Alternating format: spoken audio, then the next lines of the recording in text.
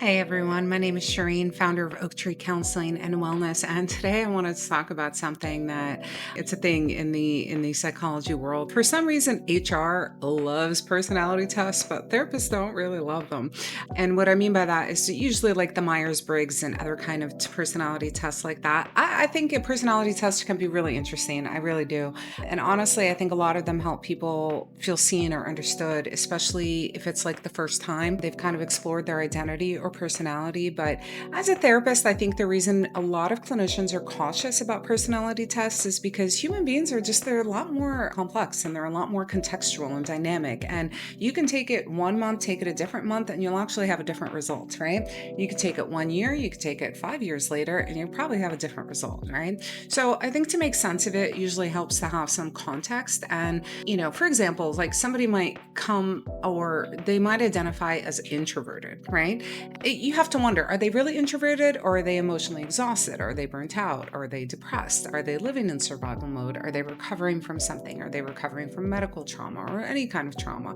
Are they feeling culturally misunderstood? Are they socially anxious? These are really different things from a clinical kind of point of view or a therapeutic point of view to help better understand yourself. And I think that's where therapy tends to look at patterns a lot more. And we look at them a little differently than some of these personality tests that are just kind of a blank slate, right? In the way that they go about it, right? So therapists are usually less interested in putting people into fixed categories and they're more interested in like, who are you in a different environment?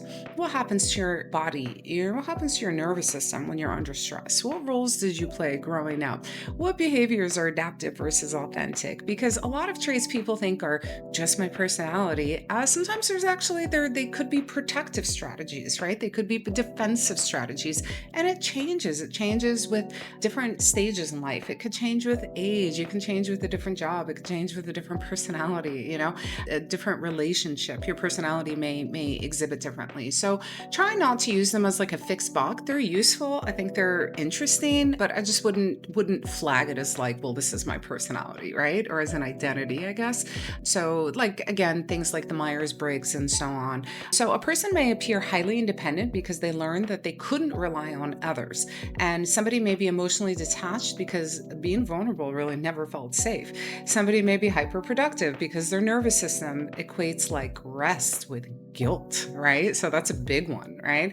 And personality itself is also not fixed. It's not as fixed as social media may have you believe that it is, right? Most people I meet are actually pretty dynamic. People change. They change across relationships, environments, geography, seasons of life, grief, healing, trauma, safety, identity development. People change. It's a bit more, like I said, dynamic, a little bit more fluid than that. So I don't think personality tests are inherently bad. I just think that they become unhelpful when people start treating them as a destiny instead of just information. A framework should help you understand yourself more deeply, and it should not reduce you into a label, right? So if you're interested in exploring your patterns, nervous system responses, your relationships, or identity in a more nuanced way, we do offer free consultations, and I'd be happy to hear from you.